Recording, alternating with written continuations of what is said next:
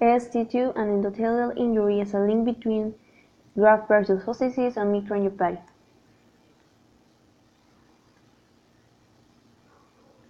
There is an association between an elevated level of St2 protein, a marker of endothelial injury, at the time of diagnosis of graft versus host disease, and resistance of glucocorticoid therapy among the recipients of hematopoietic stem cell transplantation.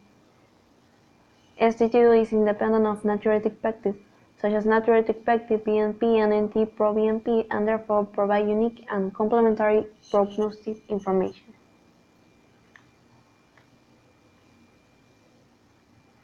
Graft versus host disease means the graft reacts against the host. The graft is the donated marrow or stem cells. The host is the person receiving the transplant.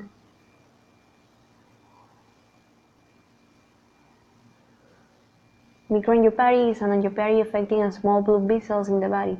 It can be contrasted to macroangiopathy, or large vessel disease. Transplant-associated thrombotic microangiopathy is triggered by endothelial injury leading to complement activation of further endothelial injury, organ failure, and increased mortality.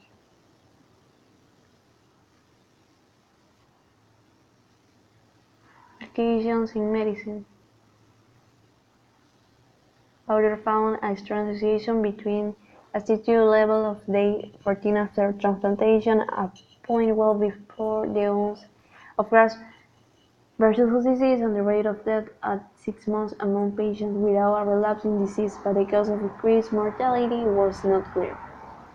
They have reported an incidence of TATMA of 30% in a prospective study of screening for clinical signs of TATMA.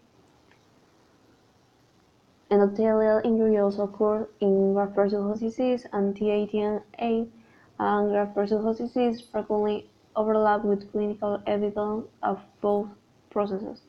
In addition, endothelial injury is reported to be associated with glucocorticoid resistance in graft versus host disease. Pros and cons.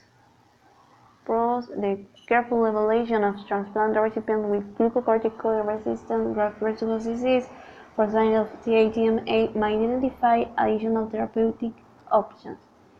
St2 has considerable prognostic value and is used as an aid for risk stratification in identifying patients who are at high risk of mortality and rehospitalization.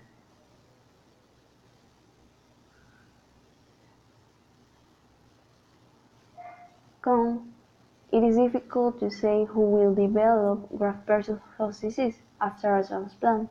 We don't know exactly, but somewhere between 1 and 4 out of every 5 people, 20 to 80%, having a donor transplant will develop some degree of graft versus host disease.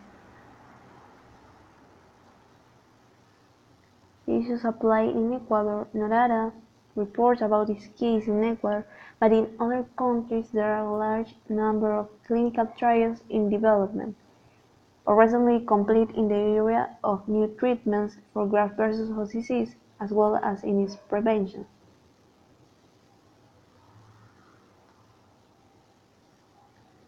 Conclusion: an elevated St2 level was significantly associated with TATMA in all 3 cohorts, a variable that was not reported, and perhaps an important cause of the excess mortality.